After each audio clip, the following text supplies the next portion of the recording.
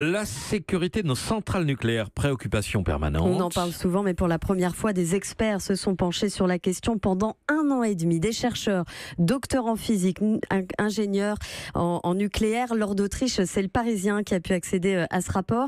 Et les scientifiques pointent du doigt un manque réel au niveau de la sécurité. Oui, les résultats sont tellement accablants que les 7 experts ont choisi de ne rendre public qu'une version allégée de ce rapport pour ne pas donner, disent-ils, des idées à des personnes mal intentionnées.